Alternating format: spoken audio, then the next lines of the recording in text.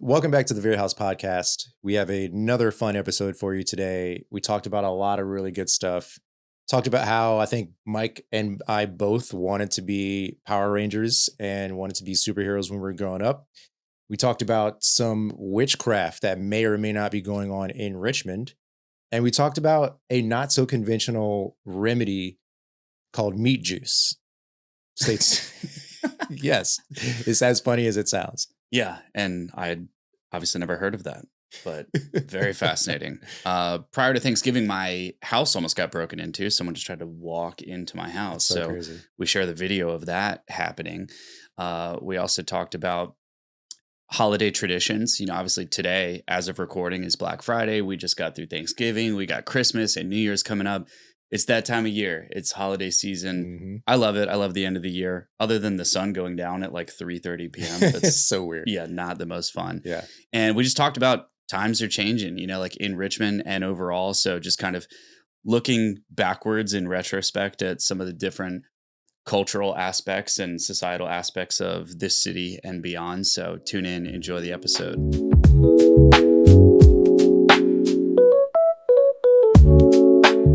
There's a movie where that's like the line. Is that the one, like, what is it? The, like Captain Earth, where they like have the rings and they put the Captain Planet? Yes. Thank you. Captain Planet. I want it to be one of those Planeteers. I think that's what they were called. Yeah. I want it to be a Planeteer. Yeah. Like so bad. I want it to be a superhero. Yeah. Like flying around, or like one of the Power Rangers, like you're going into school and during lunch break, like an alien tries to destroy your village and you and your buddies have to go outside and kick some ass real quick. And then you're like, oh shit, I have a math test. Back to school. Yeah. I like some of that's very like 80s superhero type vibe, right? Yeah. I liked He-Man and all that stuff. I even like the old animated Lord of the Rings from like the 80s. It's super weird and creepy, but I like it. Yeah. I remember watching that as a kid. And yeah, Captain Planet and Power Rangers. Loved some Power Rangers, Yeah, me too. Me like, too. wanted to be a superhero. I watched all like the cartoon Saturday morning cartoons, right? That was a tradition in my house. Me and my younger brother. Sister wasn't really that into it. She didn't like Power Rangers.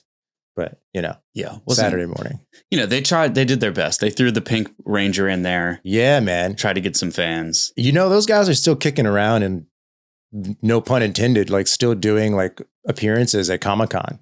I don't doubt it. I mean, you know, what else is there to do when you're the Power Rangers, right? Like, I think a few of them have had like acting careers or like other Hollywood adjacent projects that they've worked on, but their biggest like moneymaker appearance draw is like going to Comic-Con, you know, just showing up as like the Red Ranger, I think is one of the guys that still goes. The Pink Ranger still goes. The Black Ranger still looks good, but just surprisingly, he's still like in shape and still can do like the kicks and the jumps and everything. So he goes and like shows off. yeah. It's a little bit weird because now they're, you know, I think they're older than me. So they were, you know, in their teenage years when I was watching them on TV when I was like 12.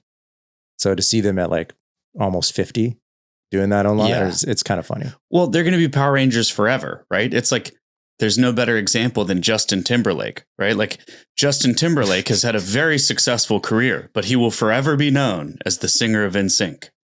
Yeah. You know, it's crazy, man. I remember when Justin started to do his own thing, you know, started taking off, got the jetpack, so to speak. He's touring by himself. He's got a bunch of albums. He's doing like TV and movie appearances. And then every now and then there would be like an NSYNC reunion.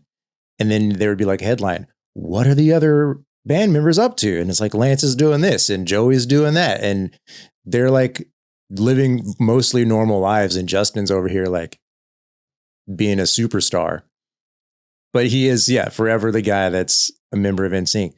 It also just reminds me, man, that all those songs from that period of time, like 2000s, late 90s, early 2000s, that were like pop hits, Britney Spears, Christina Aguilera, Nelly Furtado, those songs are still super popular, and they're now like new, like being introduced to new generations of people. Like every year, this seems to be like a younger generation that like loves some of these 90s, 2000s pop songs.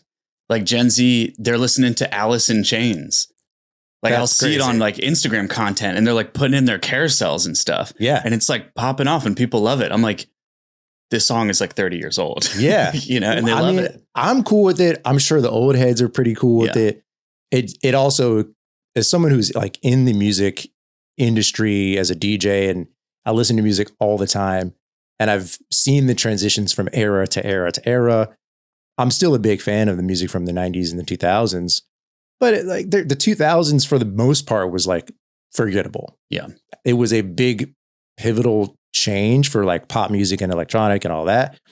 But the songs weren't really that incredible. Like, but at the same time, post that big pop of like the EDM craze and everybody's jumping on the train and making house and dance songs, which was new for pop music. After that, all the music is garbage for a very long time. Yeah. Rap, country, rock, pop, it's all terrible. There are some redeeming artists in there here and there, but like that whole span of like late 2000s is like, all right, we kind of beating a dead horse here now, which is why those songs still stand out. Yeah. Yeah. Very true. I feel like Gen Z, even if you look at their fashion, it definitely has this like 80s, 90s vibe to it. Yeah. So I guess it only makes sense that somehow they've fallen in love with that music also. It just like the Jinko jeans look. Yeah. Like I'm wearing like wide leg baggy pants, carpenter pants now, but this is the kind of look that I would beg my mom to get me in like middle school. Yeah. Like I wanted the Jinko jeans. I needed these kind of shoes. Like I needed that look, and now it's come full circle and it's back in style again. And Jinko did it first, man. Cause I remember being young like that, and you'd be asking your parents to get you a pair. And my parents, they're like, those are like $100 jeans. Right. And so even now, like $100 for a pair of jeans, like it's not cheap. Right. Like we're getting up there. I feel like a normal pair of like good jeans is probably $60, $70, something like that. And like a designer or expensive pair of jeans is much more, but for those jeans to cost $100 in the 90s, early 90s is wild. Yeah. But people loved them, It did, man. And, like I don't even remember my brother really being into that style. I think he went the other way with it. My brother's 3 years younger than I am. And he went more of like the street urban style, like hip hop style. And I went more of like skater, hodgepodge, a little hip hop, a little skater, because that's just kind of my personality. Yeah. And because Jinko jeans were $100, I had to go to like Dillard's and find like the knockoff Jinko jeans. Yeah. Or God, my mom, I don't know where she found this. Bless her heart. Remember the brand Fubu? Yeah. Fubu was huge in my high school, like in the county where I lived, but I couldn't afford it because just like Jinko's, big popular brand, really expensive to get. But she had a knack for finding stuff that was slightly different, so much so that you almost couldn't tell. And she got me a sweatshirt that had a Fubu logo on it. But my friends, when I wore it to school, my friends pointed out that it wasn't Fubu because the F was connected like a P. And it was Pubu. So I was rocking a Pubu sweatshirt. That's awesome. Yeah. Dude, I hope you still have it. I definitely don't. It was one of those moments I was like, does that even, I guess it matters because people were like make fun of you. Yeah. You point out like, oh yeah, you were rocking a Pubu. What is Pubu? Like, I don't know. I thought it was cool. Yeah. It's like, no, it's not cool. Well, it's crazy how people get caught up in like brands. Like we're walking through Carytown and somebody's just ringing off the jingle of Capital One. That was so funny. It's like, what are you doing? Hey, we're walking across the street going to get a coffee, and our coffee shop is across the street from the Capital One Cafe. Our preferred coffee shop, I should say, Sugar and Twine, is across the street. And these people are just walking by us. It's like, why don't we go to the Capital One Cafe? You get half off if you have a Capital One credit card. What's in your wallet? Wait, what? Did you get paid to say that? What's happening right now? Dude, it is. We're living in like a Orwellian dystopian world where like somehow somebody, this could be a family member. This could be someone you know that this is happening to, where they're reading so many billboards and watching so many commercials and YouTube ads that they're somehow verbatim repeating advertisements inside of their natural language with their family members. They have like having a conversation and they're making an ad pause to stop and do an ad read and say, "What's in your wallet?" They have been indoctrinated and they are in the cult now. That's not good, man. It's not good. That like it reminds me of, but there are funny, well thought out and intelligent commercials that make fun of stuff like that are like, I definitely remember. It's the commercial. I think it's like, maybe it's State Farm or Allstate. I don't know. One of those companies, big companies, but it's this dude who's talking to people that are like our age. It's like, hey, you're starting to act like your parents. Let's break the cycle here. Don't talk to strangers. They don't want to hear what you have to say. Don't talk about the weather. We can see what the weather is outside. And it's like this guy, like just, kind of silver-haired white dude who's like kind of like a therapist figure. He's like, oh, no, don't do that. He doesn't want to see your cat. Do not show him he doesn't care. You're acting like your parents. Yeah, I've seen that one. And it's insurance, right? Like insurance. I'm in marketing. I've been in marketing for over a decade, and I've read so many marketing books. I've learned so much about it. It's, marketing is basically psychology. It's human psychology and behavior. And the better you understand it, the better of a marketer you can be. And insurance companies, they nail it, dude. They understand it. They get it. And they do that on purpose, right? Like they don't even talk about their product because they know that insurance is just the most boring thing on the planet. Yeah. So instead, they take little stories that we can relate to and we think are funny and that we're going to chuckle at. And then they just throw their jingle at the end. Mm-hmm. And it's a repeatable formula. They do it over and over and over again. I think it's clever, especially when, I'm a big fan of like well-written comedy skits because it's an intelligence that kind of circumvents the norm and kind of slips in some wit. It slips in some information. There's a story being told, but it's also funny, which is often hard to do. Not everybody's funny. And the people that are really funny consistently have to like work it out like a muscle. And when you see a good sketch on TV, it's like, oh yeah, that is a good one. Yeah. Well, like, bravo. Yeah. Well done. Yeah. Comedians get a lot of flack because people just like assume that they're idiots, Yeah. But yeah, it takes quite a bit of intelligence to be funny. Yeah. In a lot of different scenarios and stuff. And it's an art form.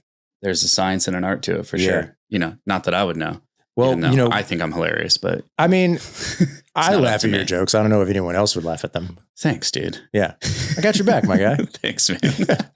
So what's your Black Friday steal that you're going to grab this afternoon? Honestly, just getting that tea in Carytown at Sugar and Twine was like fighting through the Black Friday crowd. It was. There was once upon a time where we took Black Friday seriously. Yeah. We were going out in droves. We were waiting in line. We were camping in tents outside of Best Buy just to get the latest Zenith TV and an Xbox 360. Those were the times that I miss. Yeah. RIP. Yeah. Because those days are gone. Those days are gone. Now it's like people are stampeding each other to buy, a piece of junk. Yeah. And I remember camping out in front of Best Buy. You camp out, then, have Thanksgiving dinner, you do all that and you go and camp out, wait till midnight or, whatever. And it was fun. Like, it's the purest definition of like a dopamine rush, right? Yeah. Because you're in anticipation of this thing. No one else can have it, right? It's the perfect execution of like scarcity and urgency. And you don't know if you're going to get it. Yeah. Right. Now it's not like that, right? It's like everything, like Black Friday sales have been going on for a month at this point, right? Like Amazon, Yeah, like over a month they start promoting Black Friday. Yeah. And it's because, we can't have anything nice, right? Imagine if it's like, oh, everyone just starts celebrating Christmas right now. It's like, no, that's not fair. Like we've all agreed that Christmas, like we're waiting for Christmas and we'll celebrate Christmas on Christmas. Yeah. But we can't do that on Black Friday. It's not a real holiday. It's like a made up, self-entitled, indulging holiday for us to just buy mass manufactured plastic and junk and for people to just rape our wallets, basically. Yes. And yeah, it's a bummer. we used to do something. We used to do something big on Black Friday. It's just thinking about that. I'm thinking about one of my favorite Christmas movies, and two, my first Black Friday haul. Like the first time I went out and actually like waited to get something. My favorite Christmas movie is one of the favorites is Jingle All the Way with Arnold Schwarzenegger. You ever seen that? I don't know. Okay. I mean, I have a feeling I know who I'm talking to. I know, dude. Yeah, I was telling somebody the other night I was telling my stepsister I'd never seen The Grinch. She was like, dude. She's like, what? All right. What's going on? We have a list that we're accumulating as we get to know each other that I'm not going to force you to watch any of these, but I'm going to strongly recommend that you do. I know. The Matrix is on there. Terminator is on there. There's a couple of other like cult pieces. Yeah. And there's obviously a lot of Christmas movies. The Grinch is a great one. Big fan. But my personal favorite was Jingle All the Way because Arnold Schwarzenegger is not an action hero in this movie. Right. He's a dad who's 6'3" and 250 pounds. He's just a regular guy in suburbia with a strong Austrian accent trying to get his kid a toy for Christmas. I feel like it does ring a bell. I feel like I may have seen it. Well, the thing as a kid. Yeah. I mean, you've probably seen some like bits and pieces or maybe like, commercials about it. The thing that this reminds me of, or Black Friday reminds me of, is the scene in the movie, which is basically the same thing. Except it was before the big internet craze of Black Friday and getting TVs. There was a character named Turbo Man, and they made a doll, like a toy. And his son loves this Turbo Man and has to have the toy. And his mom and Arnold's wife is like, you need to get the toy. You get it early because it's going to sell out.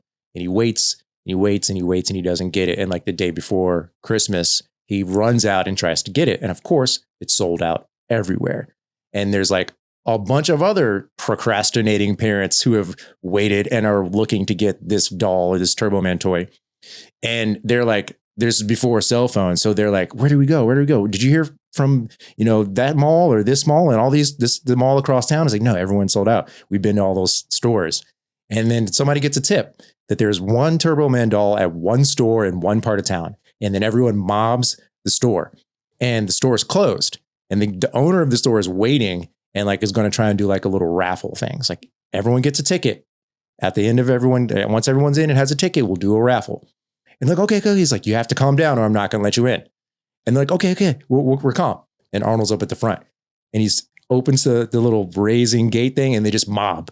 They storm the store, like jumping over the manager, jumping over other like toy, like box towers, and just, it is anarchy. And it reminded me exactly of those like pictures that I keep seeing. I've seen a lot like today and the last couple of days of, like 5-6 years ago, maybe like longer than that, 7 years ago, of people mobbing a Best Buy and like jumping on top of people. It was insane. And fortunately, I didn't go to any of those mobs and I didn't have that experience, but I can see like the one-to-one there. But my favorite Black Friday haul was staying up all night, going to Best Buy and getting Rock Band for the first time. Nice. Remember that? Oh yeah, dude. It was like a cult, fan favorite for, like mid 2000s? Oh yeah, man. It was like early 2010s. Yeah. And yeah, man, I was obsessed. Yeah. Because I really, really wanted to be like in a band growing up. What was your instrument of choice? The drums. Okay. Nice. Yeah. And my fascination was I couldn't really play a real drum set because I didn't have one. Yeah. And I tried to play guitar and tried to play keyboard, but I didn't really learn. And you get pretty good at the game, have some fun. But with the drums with Rock Band, because like Guitar Hero came out and you could just rip a guitar. Yeah. But you just press buttons. Right. Yeah. Right. But Rock Band came out and it was like a drum set, but it was a controller, drumsticks and everything. I was like, this is incredible. Yeah. I get to play the drums and I get to play a video game. Sign me up. So I went out there 3 a.m., 4 a.m., whenever, got mine, came home 6 o'clock in the morning, tired, set it up, played all day, played all weekend. Yeah. It was the best. Dude. Yeah. It's hard to capture that same type of energy these days. like when a game would release and it's like you go to school the next day and everyone's talking about it because you know that everyone else is getting it too. And we just don't have those moments anymore because of social media and the internet. So anything that happens, it's immediately right in front of us on a screen, and you miss those collective cultural moments. Even when, we talked about this before about how we really hadn't had that.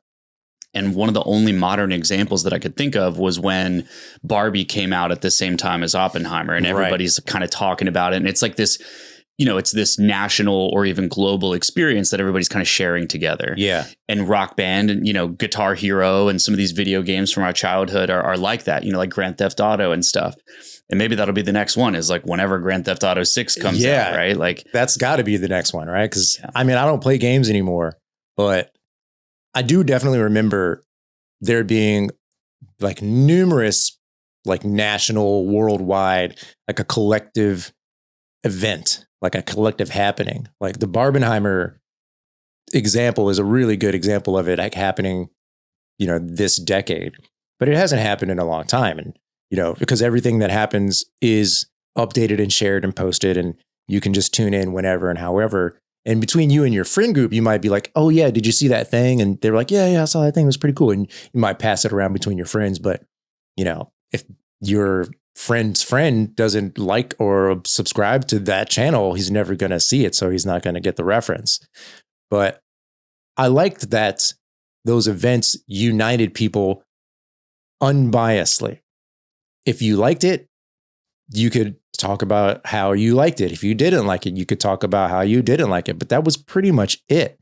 It was this one thing that hundreds, if not thousands of people could unite on. And you could run into a stranger in the store and happen to be talking about it, and someone else in line would be like, oh yeah, I saw that movie. I didn't like it. Or yeah, I saw that movie and it was great. What was your favorite part? And boom, you're connected with a complete stranger on something that has nothing to do with who you are, where you came from, your race, how much money you make. It's just purely community. Like, I think that that's cool. Yeah.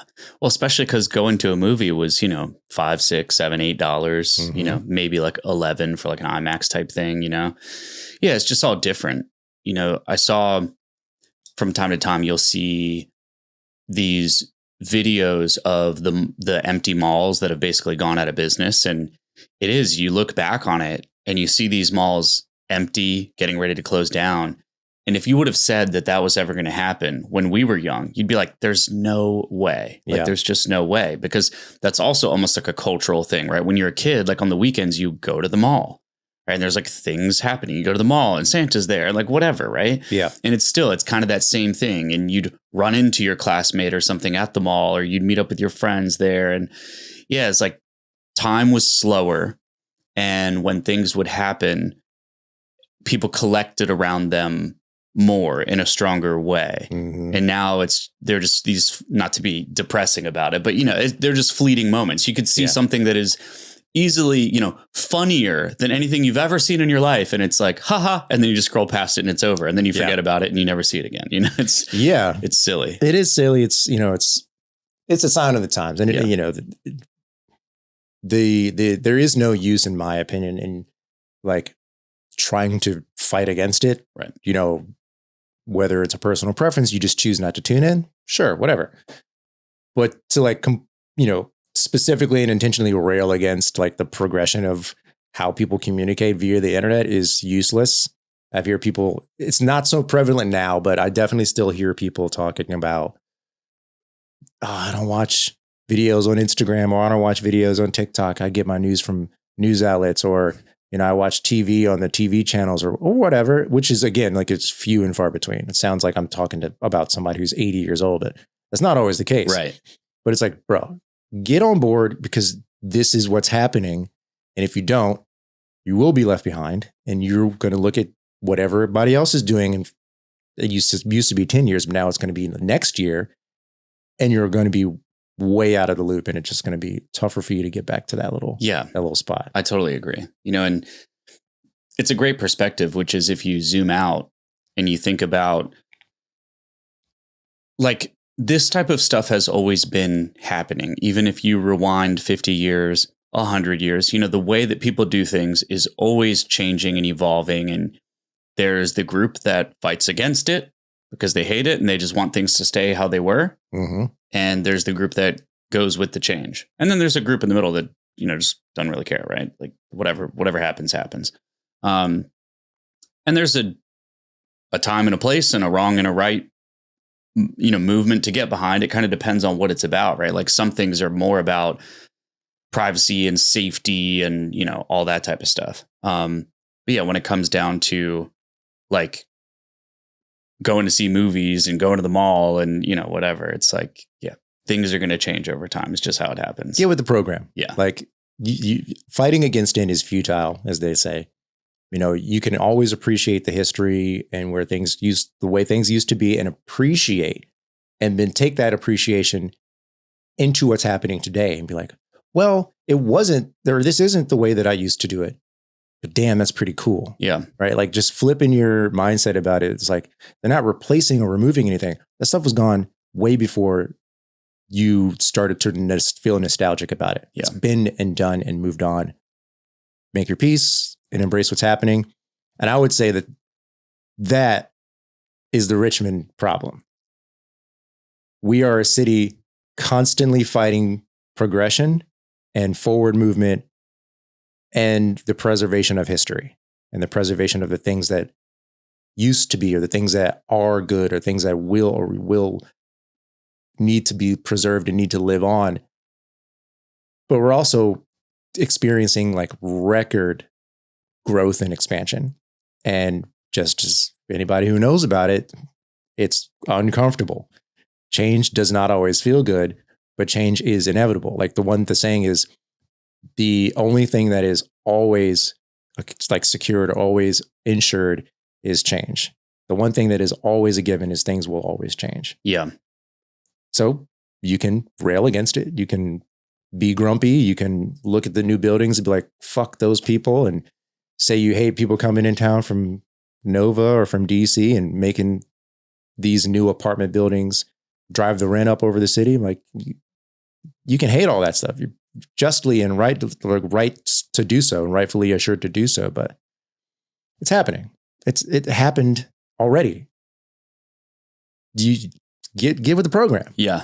Kind of don't have a choice. Well, and even some of the people, like, because it used to be that people would complain like, oh, well, none of my favorite bands come to Richmond, or I can't see my favorite comic because they don't come to Richmond, or there's nothing to do on the weekend, or, living even over in Scott's Addition and over towards where you live in 2015, there's nothing going on over there because Scott's Addition didn't really exist. Right. So it's like, you can't even walk to the coffee shop. There's nothing to do, Like, you can't even take your dog for a walk and go anywhere. It's like you're just walking on like a concrete jungle, basically. It's not cool. It's nothing happening. So it's like, you got to pick a lane, right? Because it's like, well, now that's happening. So now the thing that, not everybody, but a lot of people complained about is now happening. And yeah, either you can try and fight it, which in some ways too late for that. And it's the same thing that I just mentioned a minute ago, which is pick your battles, right? Choose your battles, because there are totally things worth preserving. And the reason that people are coming here is because this place is great. Yeah. I was just talking to my mom on the phone who lives in Florida, and she was saying that, some of her close, like, family friends and stuff have kids that cannot stop talking about Richmond and how they want to move here. That's pretty cool. And even moving into like surrounding areas where they're moving here to take on jobs and stuff. And very kindly, she recommended to these people to listen to our podcast. And I was like, they definitely should. Awesome. And the podcast in itself is a great example of this, right? Like, us choosing to do a podcast, like, in some ways, I think we have felt and feel great about it. But even diving into it, like, there's a little bit of nervousness there where it's like, okay, there's not really a lot of people that do this, but you got to take the risk, and you got to just jump in and say, well, we're going to do it. Yeah. We're just going to do it. And it's turned out to be a great thing. It really has. And I think, it's one of those things, and I can appreciate it, and we can appreciate it now, where that the final product, the public facing, the visible part of it is really cool and really fun. And we're super proud of it. We're having a great time doing it, but it's not easy. It takes, a lot of work and a lot of effort on the back end, on the behind the scenes. But it's one of those things that's endlessly fulfilling, because once we record it and put it out there, it's out there. Mm-hmm. Like no takebacks. Yeah. It's there. So there's something kind of beautiful in the moment or in this scenario where, you're creating something that exists outside of you, but you are involved in it. Yeah. Right. There's some art in it. We do have to make creative choices about how things look and sound and feel and the context or the content that we talk about. But it's also fun. It's entertaining for us, and hopefully it's entertaining for people that are listening to it and watching it online. Yeah. And even, as a studio, for anybody listening, obviously we're a podcast, but we're recording inside of a studio that we offer for other brands and people in Richmond to utilize, whether it's like renting the space, short term to just experiment with content or to launch your own podcast, or in some cases to even come on our show. And I think it speaks to the change of how brands in Richmond need to do content if they want to get results on social media. I know, not only can I relate, but I think everybody can relate. Like if you're a business owner in Richmond, you can't just not participate in social media. It's something that if you want to get out there and get the recognition that many of these brands deserve, you got to put your message out there and share what your products are, your service is, what you believe in, how you can help people, what the problems are that you solve for people. And if you just make a flyer and post it on Facebook, I can guarantee you it's not going to do anything for you. So you have to find different formats and different ways and try to be ahead of the curve to get your message and what you do out there. So, I think it all just comes back to times are changing. Yep. And if you fight it too much, you're going to be the, salty person left in the dust and be like, oh, why didn't my thing work out? Or, oh, I wish I would have taken more risks. So I feel like you just got to lean into it, And again, not that you just agree with all the changes that are happening, but to some degree, like go with the flow rather than always trying to fight against it. Agreed. And I know that, it's not always that clear and it's not always that simple when it comes to, businesses or entrepreneurs or creators when they're struggling to get the response that they want. There's always an underlying current of stuff that's happening and changing and controlling how things work and operate. And if it's not your realm, you're not going to figure it out. Yeah. There are people that devote hours and hours of time that become experts, that break it down, dial it in, and then use it to benefit themselves and to tell and coach other people how to do so. And that's essentially what we're doing with the podcast. We're providing some entertainment value. You and I get to catch up once a week, but we're also like demonstrating the use case, how this can be a powerful platform to get your message out there. I know I talk to a lot of people, business owners, creators, entrepreneurs that really struggle with just getting a message out. Like, hey, I want to tell people about this thing. It might not even be like an ad or marketing for their business necessarily. It may just be a powerful message that they want to share. And they mention, I thought about a podcast, but I don't know anything about it. It's like, well, totally understandable. It's kind of hard to figure out. It's harder even still to do it and to make it good. So us doing this as a venture for ourselves, realizing the benefit that it's going to have for others is exactly what the Vera House brand and the Vera House podcast is for. So if you do see our content, that could be you. If this is interesting to you, definitely reach out to us. Yeah. It's a formula. It's a formula and we understand it. We know it well. And it's just about installing that formula into your business pretty much. Yeah. Well, speaking of formulas, subject change. Yeah. What do you know about meat juice? Not my favorite. I don't know. Doesn't sound appetizing. It doesn't, but it turns out someone who is a Richmond historical figure figured out that meat juice is actually a fundamental source of nutrients in medicine. Doesn't sound that fantastic, but I could see, I guess it's rendered fat and blood basically, right? Kind of gross to talk about, but that's essentially what it is. So the Valentine Museum? I do. out there in like the downtown area. Yeah. So you can actually go to the Valentine Museum and see on the shelf, they have bottles of meat juice. So Man S. Valentine II, who is the person that pioneered meat juice, in the process of trying to heal his wife who was becoming sick, he was kind of running out of options. And he, being the industrious fella that he was, Valentine's wife, Anne Maria, fell ill, apparently suffering from a severe and protracted derangement of the organs of digestion, which I think it just means a stomach ache, but it's super wordy for the 1870s. Doctors gave up hope of curing her, and Valentine himself had been holed up in the basement for weeks. But when Valentine emerged from the basement, he brought with him a potential cure that he'd cooked up. Knowing that Anne Maria couldn't stomach solid food, but that was in desperate need of nutrients, Valentine had concocted a tonic from beef juice and egg whites. The tonic was more effective than beef broth, he reasoned, because boiling the meat for broths alters the proteins and it leaves impaired in value. By gently cooking the beef in a low temperature and then pressure cooking it, he extracted the juice from the meat and retained more of the nutrients in the meat juice itself. Valentine administered his tonic to Anne Maria, and in the following days watched as she began to recover. Thrilled with his success, Valentine returned to his basement. He made more meat juice and sent samples off to doctors and started to bottle and sell the tonic out of his home. Valentine's Meat Juice Company was born. Wow. By 1874, Valentine had published a booklet filled with similar testimonials from doctors who swore that its efficiency in curing everything from nausea to dysentery and cholera. Several doctors described administering Valentine's meat juice to patients who refused any other form of nourishment, liquid or solid, and witnessed signs of recovery. Valentine's meat juice is still on display at the Valentine Museum today. Wow.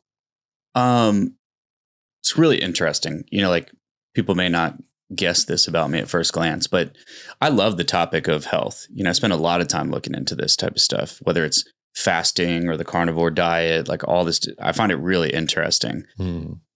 It's hard for me to wrap my head around that entirely, but it's definitely interesting. And I know that people swear by the carnivore diet and they're able to reverse all kinds of different ailments and things that they've been struggling with for a huge part of their like adult life.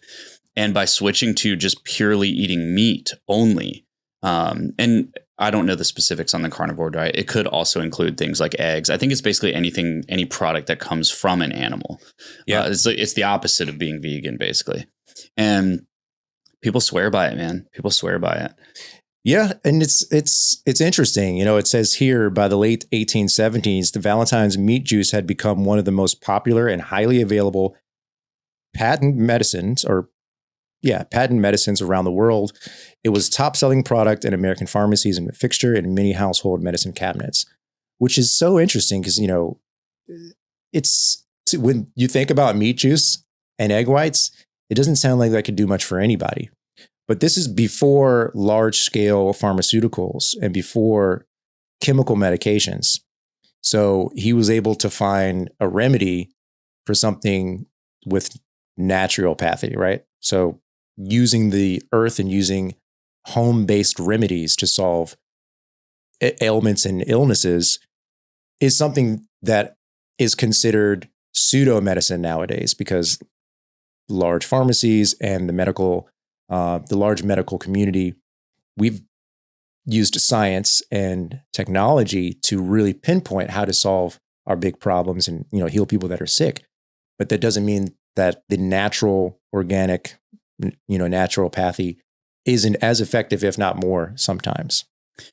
Well, you know, it's the Western way, which is to take any good health solution and destroy it and replace it with, you know, something else. So RIP meat juice. So, you said they have it on display. Mm. So do you mean like in a historical way, like almost like an antique way, or you're saying that they actually still manufacture and bottle it and sell it?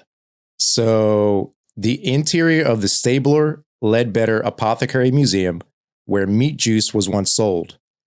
This is a picture of it here. The Apothecary Museum is a site of the original apothecary or pharmacy where Valentine's meat juice was sold. Visitors often notice a small box in the museum's collection that carries the Valentine's meat juice label. The name gets a good reaction from visitors, which is fun, blah, blah, blah. So you can go to the Valentine Museum, and in the Stabler Ledbetter Apothecary Museum, you can see the bottle of meat juice on display. There's a picture of it right here. Let me see. Whoa. It's a cool bottle. Yeah. The food par excellence for tired stomach. Yeah. I mean, there used to be like cocaine in, you could just go buy it at the Walgreens. You could. It was in the apothecary. Like you could go and buy it in powder form. You can go and buy it in liquid form. Then they started putting it in Coca-Cola. They put it in Coke and they called it Coca-Cola. Yeah. Because it was giving people energy, and it was like a daily routine kind of a thing for people to get energy. But, it's interesting that, and this is why I love, kind of discovering some of these historical little factoids that we find doing our research for the episodes. I would have never stumbled across Valentine's meat juice. I've been to the Valentine Museum. It's awesome. If you haven't been, you should definitely go. One of those Richmond gems that's easy to forget about. And if you're not taking the intentional, I'm a tourist in my own city, you might just kind of forget about it or not go and see it. But to find out that this is like a long-standing pillar and a display in the museum, and it was an actual functioning medical remedy in the 1870s is really cool. Yeah. I mean, speaking of times are changing, like we live in a different world, man. It used to be that you had a village doctor and everybody like knew that person. And yeah, maybe they had their own products, their own way of going about things, their own methodologies, their own ideas about how to heal people and help people. And, sure, there's good and bad that comes along with that, but things were done very differently. There's spells and witchcraft and herbology and like all kinds of weird, interesting stuff, Yeah. People used nicotine for like healing and focus and all that stuff before big tobacco came and took it over and added like 500 other chemicals to it to just make it. Now it's like an addictive. People think of nicotine as like, oh, it's an addictive drug to get a buzz. It's like, yeah, that's not at all what nicotine was ever used for hundreds of years prior to today. So we look at all that stuff. We've talked about alcohol on this show, like, even alcohol is now it is significantly stronger than it was ever used for before. Right. And even alcohol was like given to children as like a sedative when they were in pain and stuff. And, I don't know if that's a good idea or not. I have no idea. But I mean, in a totally different world, we have a lot of comforts in our life today. So we think about like, oh my God, you'd give, vodka to a child. It's like, well, yeah, imagine they have, I don't know, an infection in their arm and then they're going to lose their arm or something. It's like, it's just a different world and it's hard. We don't fully understand it. Right. And it's a world with Valentine's meat juice. Yeah. I could live in a world with meat juice. Yeah. Right. Oh man. I think so. I mean, it just reminds me of, like your mom or your grandmother's like natural remedies. Like I never knew my grandparents. They had both passed before I was born. But my mom would always tell me about some of the crazy shit that they would do when my uncles and aunts were sick. And when my mom was sick, she would always tell me about the story when I think one of my uncles had like a bad chest cold, chest congestion, couldn't breathe, just super congestion. This was before like Mucinex. This is before Robitussin, before cough suppressants and all of that. So if you had a bad enough chest cold, like if you had, bacteria build up in your chest or in your airways, and you didn't clear it out and you didn't remedy it, you could get a fever, you could pass out, you could fall into a coma. People died very easily because it would just be quickly onset if you didn't sort it out. And in the Black community, home remedies, natural remedies was a big part of how people survived because a lot of them were lower income. And a lot of them didn't have access to pharmaceuticals or a doctor on the ready. So she would always tell me that my granddad would make something called mustard plaster. And I was like, what? She was like, yeah.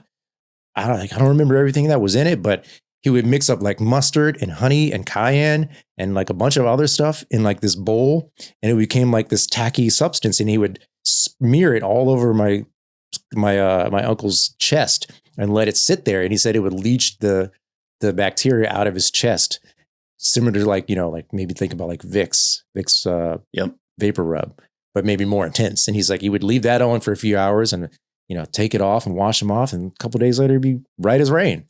Mustard seed it's a fantastic thing. Like and normally I can remember a lot of stuff. It's hard for me to like rattle off exactly what mustard seed does, but I know that it's super beneficial and like people swear by it because it has a lot of different properties that you can use it for. So yeah, that doesn't surprise me at all.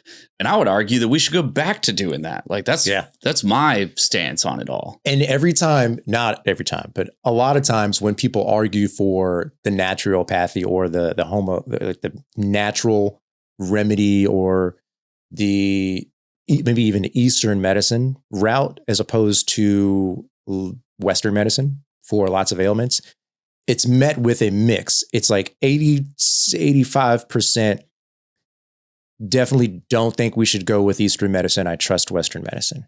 And like a 30-ish% of people that are like, I could get behind that. Yeah. The people in the Eastern medicine practitioners have been doing these for thousands of years, and they have hundreds and thousands of testimonials in the affirmative that it works, or at least it can supplement something that Western medicine can't always facilitate. And I definitely think that there's a room for both. For sure. You know what I mean? But in maybe the 10 or 5% of people that are in that kind of swath of people that hear about the natural remedies are like, witchcraft. Yeah. You're a witch. Don't come near me with the witch stuff. I'm not into it. I'm just going to go to the doctor. And it's just funny that that's the leap that people think. It's like, it's not magic. It's science. It's just not the science you're used to. Yeah. Well, I mean, it's the way things have been done for thousands of years up until, late 1800s, basically. Yeah. No, but I totally agree. And, Western medicine is convenience, basically. It's convenience. It's like, think about an antibiotic. It's like, okay, well, if you had to, figure out how to disinfect your body, or you have some sort of internal infection or whatever, to figure out how to, disinfect yourself or get over something like that. Yeah. You'd have to, I don't know, scrape the bark of an elderberry tree and like do all this other stuff. Right. Mm-hmm. And it's like, if someone tells you, oh, well, hey, just take this pill and you'll be fine.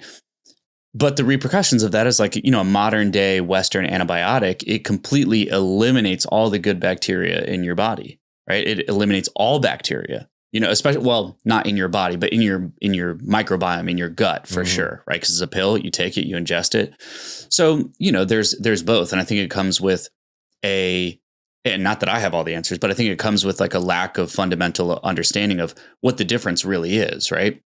Because they're not a replacement. They're not one for one, right? Like Eastern medicine it's a totally different fundamental approach. It's two totally different things that ideally land at similar results. But every situation is different, right? Like we're not going to be telling somebody with, stage 4 breast cancer, like, oh yeah, go out to the elderberry tree, like they're going to be, It's like, no, get out of here. Yeah. I'm going to the doctor. Yeah. Just speaking of witchcraft, before we jump to our beverages over here, this popped up on my Reddit feed and I thought it was funny, so I wanted to share. Yeah. It's just witchcraft RVA. There are some individuals I've witnessed practicing blood magic on people of RVA. They had a sample of someone else's blood and said they were curious. I said they were cursing/hexing him. I would be cautious of those individuals, and if you see anything suspicious, please inform the person or authorities. Taking blood samples as an unlicensed medical professional is illegal. This is also immoral. Be careful out there. Watch out for the witches, man. Dude, I love that. It is such a Richmond thing to find on Reddit. It's like, watch out for the witches. I know. Well, like imagine, you walk into like, I don't know, Chimborazo Park and there's just, a witchcraft circle going on, Yeah. I'd I'd be curious. I'd be like, hey, what are you guys doing? Definitely curious. Can I check it out? What's going on? Yeah. Sign me up. What's the membership fee? Yeah. Where's the Ouija board? Yeah. Trying to talk to the ancestors. Yeah. Interesting. Witchcraft RVA. I just thought that was so funny. I know. When I read this, it just seems like somebody who definitely has an opinion on the unlicensed medical part, which I just find so hilarious. Right. It's like, they're doing blood magic. They're not licensed. It's like dude. Of course not. Yeah. Definitely not licensed if they're doing blood magic. Or maybe they are. Maybe they have a witch in their coven who's a part-time nurse. Yeah. Two things can be true at the same time. Dude, they can.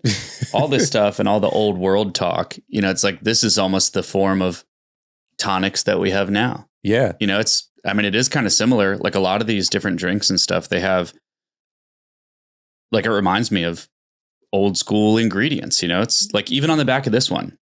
So this is Grapefruit Fizz by Blind Tiger. Literally on the label, it says, purportedly born in 1860s New Orleans, the classic fizz became famous for its citrusy sparkle. By the 1950s, Mexico's beloved Paloma took center stage with bold grapefruit and tequila. In name only, we brought the two together, a timeless blend reimagined. That sounds pretty cool. It's all about history, man. Yeah, it's all about history. And it's cool. It's about history. And this is kind of going back to what we were saying earlier. It's about history, not that we don't need progress. It's that we can make progress while taking the lessons that we learned in our past and incorporating them into our present. The combination of technology and proven remedies and ingredients is what makes things really cool now, because we have the technology, we have the research, we have all these capabilities to create synthetic versions of things. But then we can also go and test how effective the natural remedies are and rule out the ones that are snake oil and incorporate the ones that actually work. Yeah. I think that that's pretty great. I definitely agree. Well, these beverages, of course, are from Point 5. So today's episode is sponsored by them. They are Richmond's first standalone alcohol-free beverage shop right here in Carytown. Point 5 is not just for those who are sober and sober curious. It is for all of us who just want something different to sip on. They carry everything from non-alcoholic beers and wines to nootropic drinks built for focus and creativity, along with functional beverages like THC, CBD, kava, and other plant-based options for mood, relaxation, and energy. They also offer gluten-free and dairy-free options, including NA beers, wines, and functional spirits that work for a variety of dietary preferences. Visit verahouse.co/point5 for a 10% off voucher, and be sure to visit them right here in Carytown. That's verahouse.co/POINT and the number 5. Simply screenshot the voucher and use it at your next visit. So I love grapefruit. My go-to, like I would do a, what is that drink called? It's like gin and grapefruit. Gin and grapefruit. What is that called? Yeah, I know. It's like, dude, I'm disappointed in myself. I used to be a bartender. Yeah. Gin and grapefruit. Dude, I'm disappointed. But I know what it is. You would think that quitting drinking would make you remember stuff, but I have forgotten. It's a cool can too. It's like very Art Deco. It is. Cheers, dude. I like it. Yeah. What you got? Cheers. I have the Beacon Skiff Apple Orchard's 1911 Clearview Rosé Cider. Nice. It's a mouthful, but this is a non-alcoholic cider. So it's been fermented like a cider would be, and then the alcohol is removed. So it preserves all of the flavor and the sweetness and the tartness of like a proper cider. And then the alcohol is removed at the last stage, which is pretty cool. Yeah. And I love that these are minimal ingredients and pretty naturally concocted. So fresh pressed cider, sugar, grape skin, extract, and carbonation. That's cool, and that's man. it. It also has 280 milligrams of potassium. So if you didn't eat a banana, have one of these. There you go. I love ciders. Like, I think and probably remember. It's definitely like my go-to. Anytime that I was going out to drink, oh man, I would normally start with a cider. Good. That is delicious. Nice. Dude, try that. Dude, let's go. You want to try this thing? Yeah. This is really good too.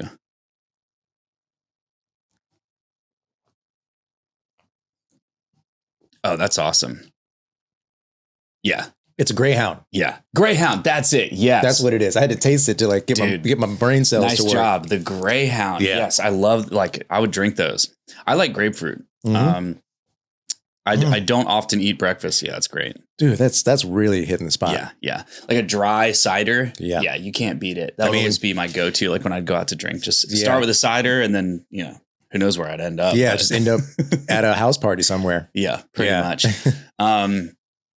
Speaking of showing up at a house party, right before Thanksgiving, these kids show up on my front porch and just try to walk into my house. What? At like almost 2 a.m, like in the middle of the night. They show up to my house.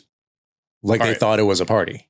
I mean, I'll let you be the judge and then I'll tell you what I think. So let me show you the video first. So what happens is I'm dead asleep, of course, right? Because I'm an old man these days. So I'm asleep. I wake up to banging on my door, like quite loud, right? Like someone knocking like with their knuckles on my door, like very loudly. And I instantly woke up, right? Wake up, my adrenaline spikes through the roof. I grabbed my power tools and then I see a flashlight shining through my hallway down into my house. And I'm like, dude, and I'm so like disoriented, right? Because I had just woken up. I have no idea what's going on. So instantly I think, what is happening? And I think someone's literally like breaking into my house. Mm-hmm. Okay. So watch this video and you can tell me what you think.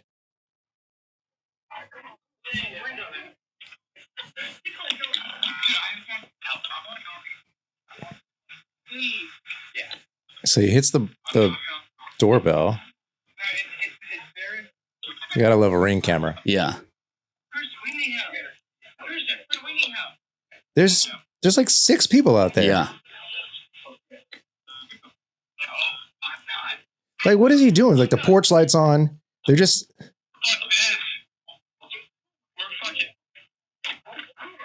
He's trying to open the door. Yeah.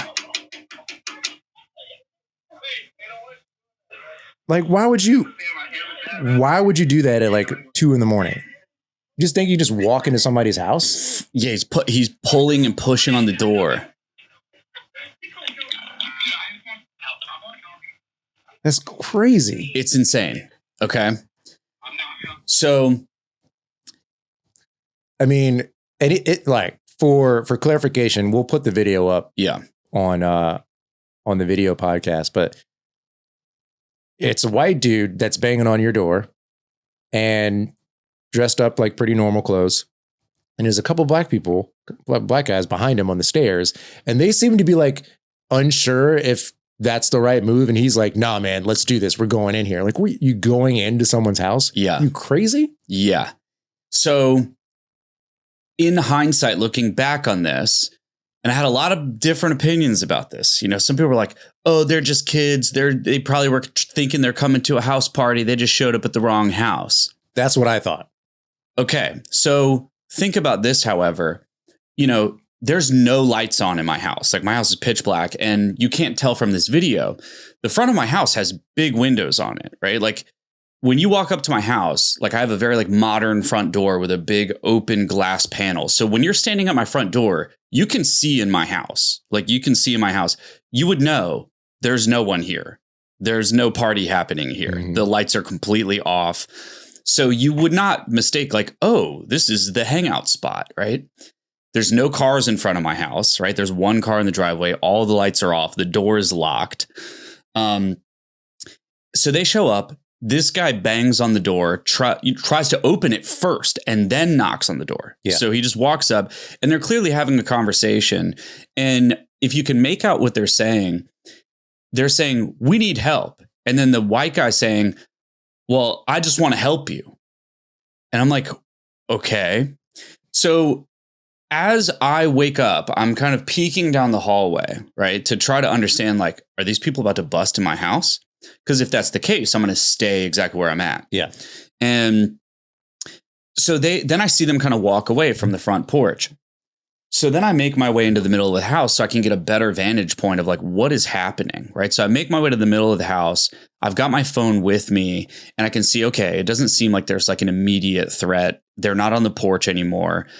So I go back to look at my doorbell camera to look at the footage that you just saw. So then I'm finally like, okay, now I can see who's in front of my house and see what's going on. And then I see they tried to open the door, right? Because I didn't know that from being in my bedroom. Yeah. So I'm like, whoa. I'm like, these people literally just tried to come in my house. So then, and remember, it's pitch black. I don't turn any lights on or anything. I kind of creep up to the front door. And I'm peeking out the window. They're no longer looking at the house. They're like back by the street. So then, and I'll tell you some of the other stuff off the podcast. But so then after I know that there's no like real threat, I open the door and I won't use colorful language here, but it's not exactly what I said, but I use much more threatening language. And I said, you need to get out of my yard. Like, who are you? Where do you think you are? You need to get out of my yard. Yeah. Immediately. That's wild. Yes. And then their response to me was like as if they were confused. Right. And so they like didn't understand why I was pissed. Right. And again, this is like almost 2 a.m. Yeah. So the conclusion that I came to is that the main group of guys, they had a flat tire. Their car had like broken down or something. And these other 2 guys that drove by, the guy in the front, turns out his name is Christian, or maybe not, I don't know. But the white like frat boy in the front, right, that tries to open my door and walk into my house, he was drunk. At least that's how it seemed to me.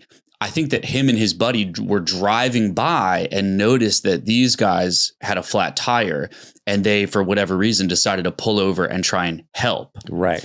And I guess his solution was to just walk up to the neighboring houses and bang on the doors to see if someone could help. And in his drunken stupor, thought it would be a good idea to try and open the door to someone's house. That's wild. That's like, dude, come on. It's a risky decision. That is a risky move. 2 a.m. and you're in Bird Park, Caroline area. And I think you mentioned that you asked him, like, where do you think you are? Right. Like, what's going through your head? I'm pretty confident that I know what's going through his head is like, yeah, we're definitely just going to get this guy to help us or get this person to help us. You know, I am who I think I am, a badass. 2 a.m. I can definitely get a stranger to help. It's like a bragging show off thing. Dude. And the thing is, I know this all too well. You have no idea who's on the other side of that door. Yeah. It could be a really fun story for you and your buddies to tell each other, or that could be your last day. Yeah. You're in the city. That happens all the time. Yeah. And now that a lot of that stuff doesn't make it on the news. Yeah. It'll just be like, oh yeah, 24-year-old Christian is no longer with us. Right.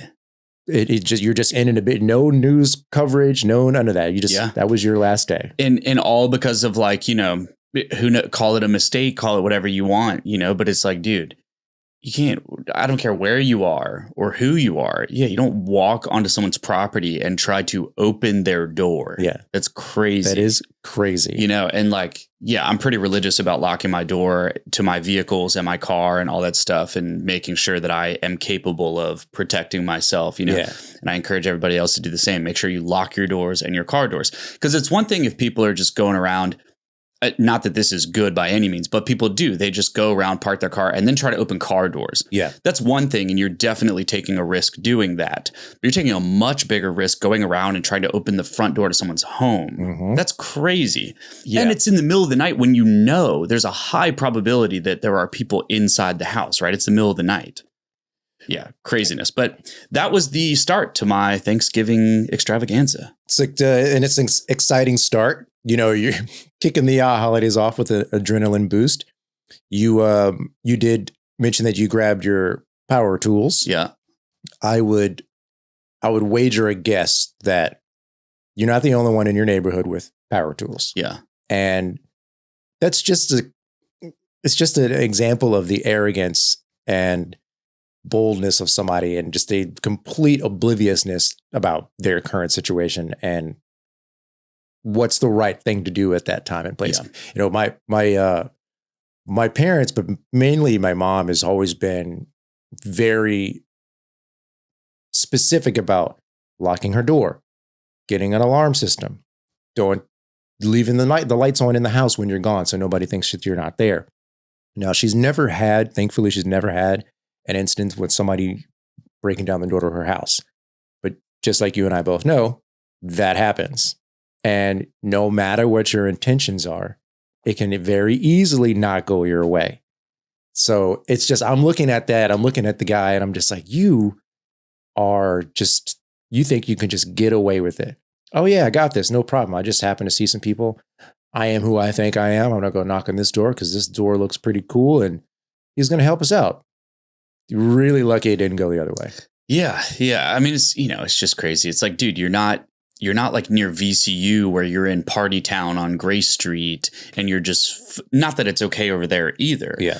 But it's like, yeah, you're not in a neighborhood where there's parties going on, like you're in a neighborhood where pretty much everybody that lives there is 40, 50 or older, right? Mm-hmm. Like I'm very grateful to live where I'm at and I got a great deal or whatever. But yeah, I love my neighborhood, but it is mostly older people who, have a lot to lose. Yeah. It's not just like somebody renting an apartment or something. It's like, these people have lived in this neighborhood since they were children. Many of them grew up in these houses as kids and went to high school with their neighbor, right? Like my neighbors know each other from school when they were like little boys, know, and they live in these homes taking care of their parents. Like their moms live with them and they live there taking care of these people. So it's like, luckily it was me. It's like, dude, if you do that to the wrong house where you have a household where there's 6 or 7 people living there, right? Elderly people, and the primary, person running the household is the son or multiple sons of the women living in these homes, dude, you're playing a totally different game. Yeah. And it's like, luckily it's me where I don't take very much serious. And I'm like, come on in, the water's fine. Come hang out. It's no big deal. You want to party? Let's party. Right. Yeah. And, like obviously it is serious when you get woken up in the middle of the night like that. But yeah, it's like, you're kind of lucky you knocked on my door, and woke me up because like, I didn't even call the cops. I'm like, dude, whatever. Apparently they called the cops. Right. Cause I'm like, all right. I'm like, you need to get off my property. Yeah. I'm like, I don't care what you're doing. I was like, you need to leave. I think other people's, first instinct is like, call the cops. And I'm like, I don't know. I don't really like the cops, but so I'm like, whatever, dude, I don't care what you're doing. Just get off my property. Yeah. And apparently they called the cops. And then finally I fall back asleep and said cop shows up and knocks on my door and wakes me up after I finally fell back asleep. So of course, yeah, didn't get a lot of sleep going into Thanksgiving, but luckily made the most of it, ate plenty of food and had a good time. Yeah. You have a good Thanksgiving? I did. I had a chill Thanksgiving. We did something different this year. Normally we go to my parents' place, my mom's place. We'll have dinner there. She usually does the bulk of the cooking. My brother and sister and I will contribute, and we'll go there and have dinner. I have a stepbrother and a stepsister. My stepbrother lives in the Northern Virginia area. My stepsister lives in North Carolina. And in the past, they've all kind of come either for Thanksgiving or for Christmas, one or the other, just to minimize having to travel twice in 1 month, essentially. Yeah. But this year, neither of them were planning on coming for dinner for Thanksgiving, and we had already talked about saving my mom some of the trouble of cooking. Also, in an attempt to get with the times, we are trying to encourage our mom to eat healthy. We are also trying to continue to eat healthy and change our diets and just be more proactive about it. And over the last, I think like 3 or 4 years specifically, my sister and I had talked, we definitely recognized that that's the only time throughout the entire year that we eat that kind of food. And it's all the traditional fixings, mac and cheese, collard greens, baked potatoes and chicken and tenders and turkey and collard greens. I said collard greens, but like cranberry juice and pie and cake and muffins and candy and drinks. And it's like, over the course of 2 days, I'll probably have, a couple plates. And then over the course of the next week or so, I have like leftovers. And I feel like the night of, feel pretty good. The next day, not so great. A week later, I feel like crap. because it's like such a departure from my normal diet. Mm-hmm. Now, I've always tried to bring something that's different because I want to switch it up. I'm like, I love this food. It's great. I don't eat this anymore. Let's try and switch it up. So like last year, I think I brought like Vietnamese spring rolls that I made at home. And my mom loves pho and my sister loves pho. So I was like, all right, sure, people will enjoy that. I was the only one that really ate them because my mom had already made all of the other food. So this year, instead of doing that, I decided that we should just go out to eat. So we went to Fleming's Steakhouse and we had Thanksgiving. We had Thanksgiving midday lunch, and it was awesome. I'd never been to Fleming's before. It was fucking great. That's awesome. Yeah, good. I remember you telling me about it like prior, and I'm glad it went well. Yeah, that's awesome. Yeah, it was good. How about you? Yeah, kind of same. Like normally we did something this year that was different than normal. We actually go camping every year for Thanksgiving. Like we don't do the traditional, baking all day and then like everybody slams in at the table and yells at each other. We just like, we stopped doing that like a decade ago. Yeah. And mainly because all the kids in the family were, late 20s and older, and everybody's kind of grown and, there's just less attachment, I guess, to like the tradition of Thanksgiving. And we wanted to do something a little bit different and more fun one year, 10 years ago. And so we decided to go camping.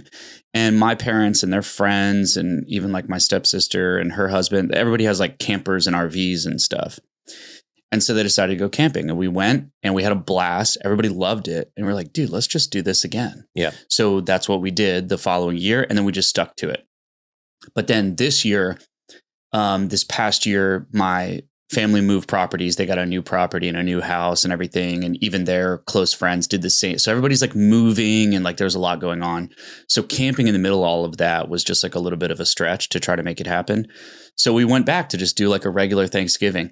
And it was actually pretty nice. It was like pretty cool to not be, and it was cold, it was cold this Thanksgiving. Yeah. It was cold yesterday. So it was nice to like be inside, hang out, do the regular food prep and everything and just hang out and have a good time. So it was nice. Nice, dude. I'm sure we'll go back to the camping thing for sure, but it's nice to like change it up and do something a little bit different. And for me, it was easier because my parents live out there, like in the country, but it was easy to like drive out the night before, hang out, stay the night, do Thanksgiving, and then drive back home without having to like set up for camping, you know? Because especially when you're camping, like extended, like, you're not really taking a shower. You're like eating, you're out in the cold, your hands are frozen off, you're hanging around the fire. So you just constantly smell like smoke and fire. And don't get me wrong, I love it.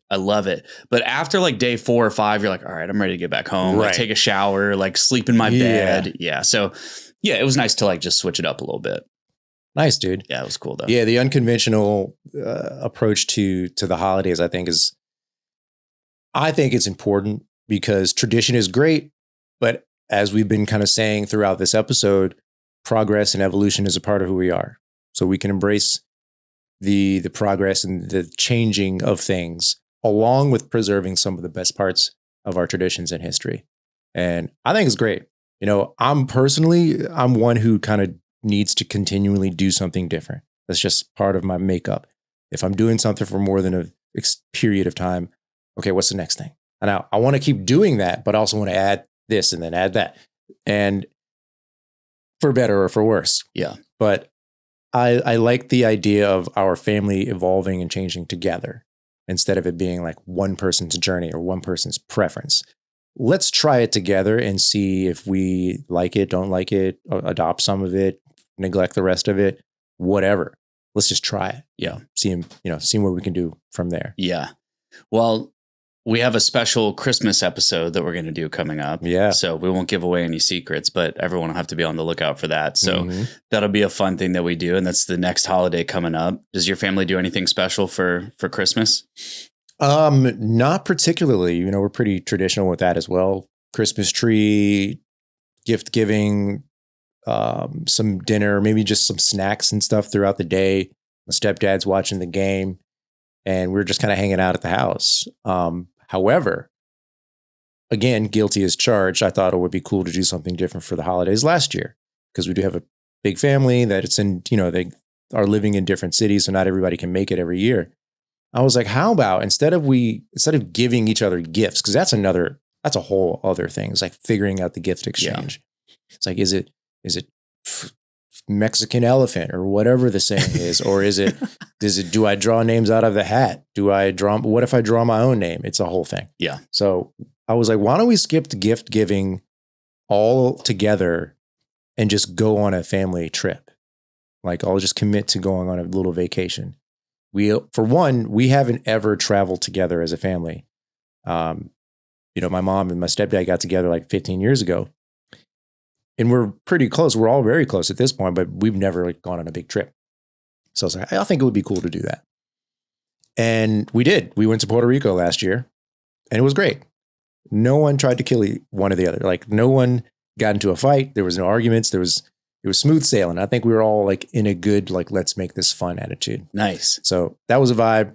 But this year it'll be pretty traditional. Nice. Yeah. Oh, that's cool though, man. Yeah. Traveling in general can be crazy, but then you add family on top of it. It's like, I've done some traveling, some cruises and stuff with family. And generally speaking, like, yeah, it's normally a blast. It's a good time. Yeah. I'm glad you guys had a good time.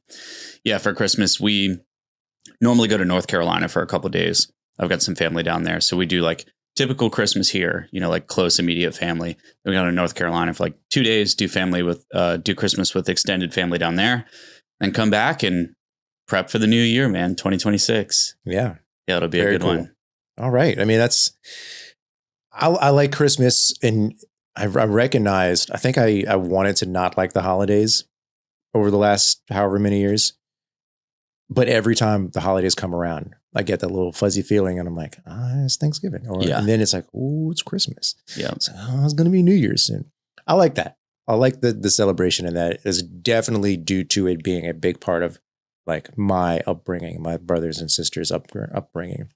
It was a big part of our family's tradition, relatives of our family, friends of friends, and it's a part of the culture. It's just ingrained in most Americans. Like, Thanksgiving, Christmas, and New Year's are the holidays. Yeah. Now, obviously, there's divergence because of location, preference, religion, and all of that. But for the most part, I like the holidays. I know some people don't. I also know that it's harder for others than it is for some.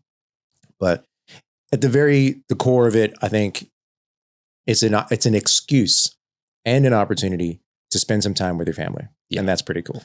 Definitely agree, man. Well, let's wrap it up. I hope everybody enjoyed the conditions episode that we did. Yeah, man. Tonight, Perri and I got my Vans. I got my skinny jeans on. Yeah, I got to limber up. Yeah, we're going to go do some crowd surfing, get in the mosh pit maybe.